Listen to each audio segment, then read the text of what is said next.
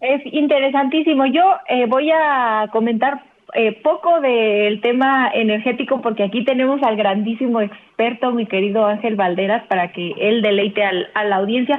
Lo único que yo quisiera decir es que una vez más, porque no es la única ocasión que sucede, las políticas públicas y el proyecto, en este caso energético, que plantea el presidente López Obrador, no desde ayer, no desde antier, desde hace muchísimo tiempo, después de tanto tiempo nos da la razón en que lo que él planteaba tenía razón.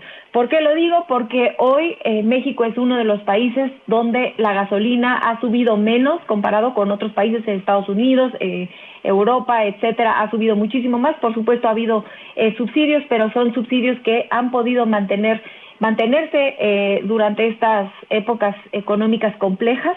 Y esto en parte es porque no solamente la política energética del presidente se trata de dar subsidios, sino es una serie de cuestiones que apuntan y empiezan a apuntalar a México para tener su soberanía energética que ha empezado, que el presidente empezó a planear desde el día 1 que entró a su administración. Como ya decías, la refinería de Deer Park, la de refinería de Dos Bocas, que estaba a punto de terminarse y faltarán las pruebas.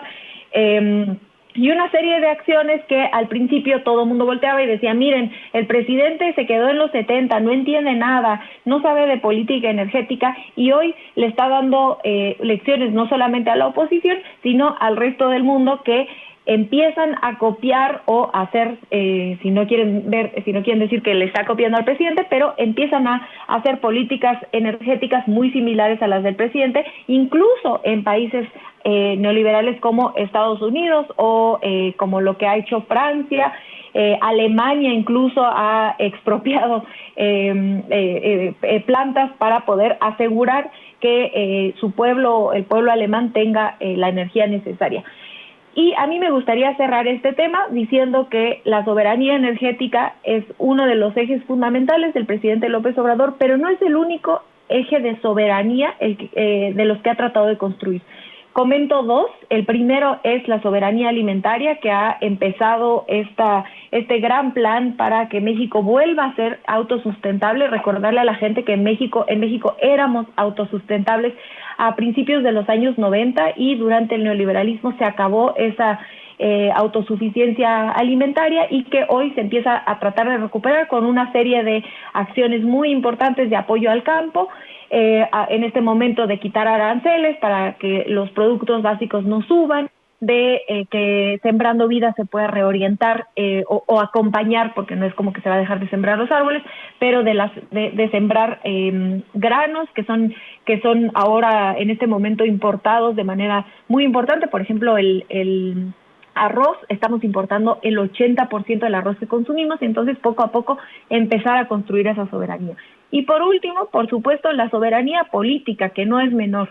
Teniendo a un país como Estados Unidos, el país más poderoso del mundo, tan cerca de nosotros en la frontera norte, la soberanía política aparecía una utopía total, ¿no? Durante el periodo neoliberal, el gobierno estadounidense y los poderes fácticos decidían el rumbo del país, decidían.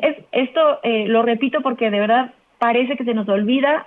Hace poco, apenas en 2018 y para atrás, el poder económico, el poder mediático y el poderes extranjeros económicos como Iberdrola, etcétera, pero también incluso el gobierno estadounidense mediante acciones como Rápido y Furioso y metiéndose en nuestra política exterior, tenían cooptadas las decisiones políticas, por lo menos en gran parte, no solamente de política exterior, sino también de política interna. Nuestra política de seguridad, en gran parte, en gran medida, la decidían los gringos. Eso es gravísimo.